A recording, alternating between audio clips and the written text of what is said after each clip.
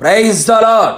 సర్వయుగములలో సజీవుడైన యేసుక్రీస్తు నామములో మీ అందరికీ పునరుత్థానపు బలము, ప్రభావము, శుభము యుగయుగములు కలుగునుగాక.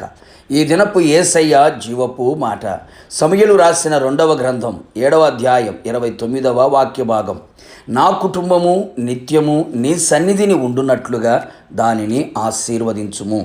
సకల ఆశీర్వాదములకు కారణభూతుడైన యేసయ్య సన్నిధిలో నిలిచి ఆయనను ఆత్మతో సత్యముతో ఆరాధించుచు ఆయన కార్యములను వివరించుచు ఆత్మీయ యాత్రలో ఆత్మానందముతో నడిపించబడుచున్న నా దేవుని ప్రియులారా, ప్రతి ఆత్మీయుడు కోరుకొనవలసిన ఒక అందమైన కోరిక నా కుటుంబము నిత్యము ఆయన సన్నిధిలో ఉండాలని.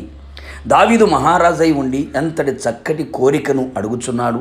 సింహాసనమును గురించి కానీ, రాజ్యాన్ని గురించి కానీ, అధికారాన్ని గురించి కానీ, ఘనత, ఐశ్వర్యం ఇలా ఏది కోరుకోక అడగక వీటన్నిటికంటే విలువైనది, ఘనమైనది, గొప్పది, అత్యున్నతమైనది దేవుని సన్నిధి అని గ్రహించిన వాడై ఆయన సన్నిధిలో ఉండాలని తన కుటుంబం ఆశించాడు. ఒక్కసారి ఆలోచించు ఆత్మీయుడా, నీవెప్పుడైనా ఏ రోజైనా ఇలాంటి కోరిక నీ కుటుంబాన్ని గురించి కోరితివా, ఆశించితివా, ప్రార్థించితివా? ఆలోచించు. ఇప్పుడైనా ఈ సమయమందైనా ఆయన పాదాల దగ్గర కృతజ్ఞత గలవాడవై విన్నపించుము. నిశ్చయముగా నా యేసు స్వామి ఆయన సన్నిధిలో నీ కుటుంబమును స్థిరపరచును. ఎందుకు భక్తుడు నా కుటుంబం ఆయన సన్నిధిలో ఉండాలనుకున్నాడు? ఒక రకంగా చెప్పాలి అంటే కుటుంబం అంతా ఆయన సన్నిధిలో ఉండుట కంటే మిక్కుటమైన ఆశీర్వాదం మరొకటి లేదు అని చెప్పుటలో సందేహమేమీ లేదు. ఎందుకు అలా కోరాడో తెలుసా? ఆయన సన్నిధిలో సంపూర్ణ సంతోషము కలదు గనుక తన కుటుంబం ఆయన సన్నిధిలో ఉన్న సంపూర్ణ సంతోషం అనుభవించాలని. తన కుటుంబం అంతయు ఆయన సన్నిధిలో నిలిచి ఉండే భాగ్యమును పొందుకొని భాగ్యవంతులుగా జీవించాలని. ఆయన సన్నిధిలో రక్షణను పొందుకొని శత్రువు చేతిలో నుంచి విడిపించబడి జీవితకాలమంతయు నిర్భయులై పరిశుద్ధముగాను నీతిగాను ఆయన సన్నిధిలో సేవించుటకుగాను. ఎంత గొప్ప ఆలోచన ఉన్నది!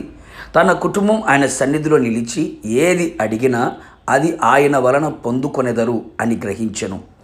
దేవుని కోపము అడ్డుకొని ఆయన తన కుటుంబం ఎడల జాలి, కరుణ, దయ, కృప, కటాక్షము గలవాడై ఉండు విధముగా ఆయన సన్నిధిని తన కుటుంబమును ఉండాలని ఆశించెను. ఎలాంటి సమస్యలు, శోధనలు, కష్టాలు, కన్నీళ్లు, ఇరుకులు, ఇబ్బందులు, పలు విధములైన ప్రతికూలతలు పర్వతము వలె నీ ఎదుట నిలిచి ఉన్నా ఆయన సన్నిధిలో మైనము వలె కరిగిపోవును గనుక తన కుటుంబం ఆయన సన్నిధిలో యథార్థవంతులై జీవించాలని కోరుకొనెను. కావున నా దేవుని ప్రియులారా, మనమందరము కూడా ఇట్టి ఆత్మీయ ఆలోచన కలిగిన వారమై ఆయన సన్నిధిలో నిరంతరము కుటుంబం స్థిరపరచబడినట్లుగా దేవుడు కృప దయచేయునుగాక. మీ కుటుంబములన్నీ దేవుని సన్నిధిలో ఉండి ఆశీర్వదించబడుదురుగాక. ప్రార్థన. సకల ఆశీర్వాదములకు కారణభూతుడైన నా ప్రియ పరలోకపు తండ్రి, నీ పరిశుద్ధమైన పాదములకి కోటాను కోట్ల స్తుతులు, స్తోత్రములు చెల్లించుచు ఉన్నాం. మరొక్క మారు మీ పాద సన్నిధిలో నిలిచి మీ నోటి నుండి వచ్చే ప్రతి మాట మా జీవితానికి జీవాన్ని కలుగు చేయుచున్నదని విశ్వాసముతో ఎదురు చూస్తూ ఉన్నాం. అవును ప్రభువా, ఈ పునరుత్థానపు దినమున ప్రభు తండ్రి మీ సన్నిధిలో కుటుంబమంతా నిలిచి ఉండాలని, ఆ విధంగా ఆశీర్వదించబడాలని ఎంతమంది అయితే నీ సన్నిధిలో ప్రార్థిస్తున్నారో వారందరి జీవితంలో గొప్ప కార్యములు చేసి కుటుంబమంతా కూడా మీ సన్నిధిలో నిలిచి ఉన్నట్లుగా ఆశీర్వదించమని కోరుతూ ఉన్నాను. నిశ్చయముగా ఇట్టి కార్యములు మీరు చేసినందుకై నిండు మనసుతో కృతజ్ఞతలు తెలియపరుస్తూ యేసు నామములో అడిగి పొందుకున్నాము తండ్రి, ఆమేన్. నిశ్చయముగా మీరును మీ కుటుంబ సభ్యులందరూ ఆయన సన్నిధిలో స్థిరపడి ఉందురుగాక. God bless you.